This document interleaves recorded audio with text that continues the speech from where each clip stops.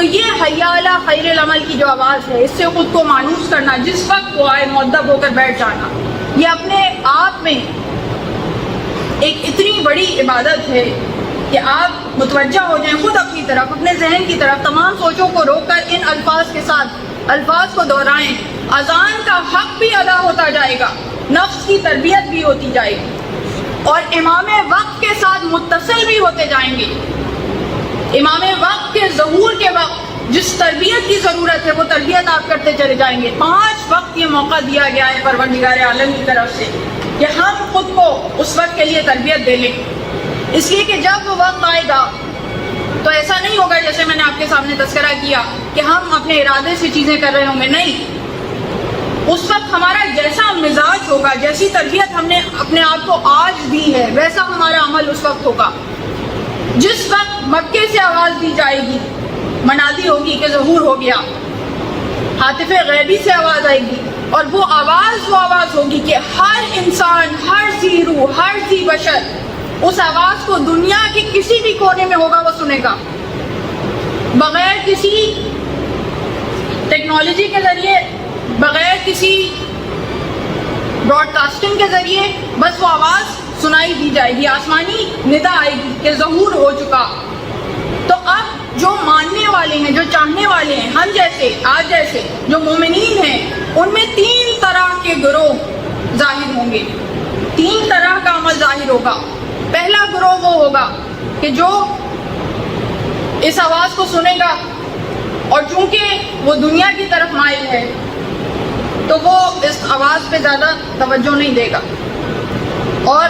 اپنی دنیاوی چیزوں میں ہی مگن ہو جائے گا. دوسرا گروہ وہ ہے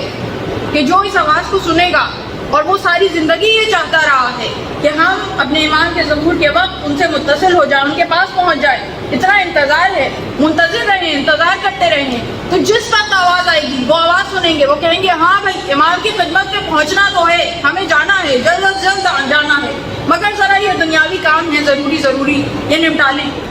اور کچھ نہیں تو ذرا بکنگ کروا لیں، فلائٹس جا رہی ہیں نہیں جا رہی ہیں، کس وقت جا رہی ہیں، کیا ریٹس چل رہے ہیں، کون سی فلائٹ سستی ہے، کون سی مہنگی ہے، جس طرح سے طریقہ کار ہے اس طرح سے وہ کریں گے. یہاں تک کہ شام کا وقت ہو جائے گا، اور شام کے وقت جو سیریا ہے، شام کا مقام ہے، وہ ملک نہیں، وہ علاقہ جتنا شام کا علاقہ ہے، وہاں سے آواز آئے گی شیطان کی ندا، یہ بھی سب کو سنائی دے گی، اور وہ آواز یہ ہوگی کہ ایمان کا ظہور شام میں ہوا ہے. دیکھیے ڈسٹریکٹ کرنے کے لیے، ڈائیورٹ کرنے کے لیے وہاں سے یہ آواز دی جائے گی. اب مومنین کنفیوز ہو جائیں گے، جو انتظار کر رہے تھے اب تک وہ کنفیوز ہو جائیں گے، پتہ نہیں مکے میں آئے ہیں کہ شام میں آئے ہیں، پتہ نہیں پہلا اعلان درست تھا یا دوسرا درست تھا. تو اس طرح وہ وقت، قیمتی وقت نکال دیں گے، اور ایسا نہیں ہے سوچ سمجھ کے، نہیں، ان کا عمل چونکہ ایسا رہا ویسا ہی عمل کا عکس اس وقت نظر آئے گا. دوسری طرف ایک قلیل مومنین کا گروہ ہوگا، اور پروردگار عالم اس گروہ میں ہمیں شامل کرے. وہ گروہ وہ ہوگا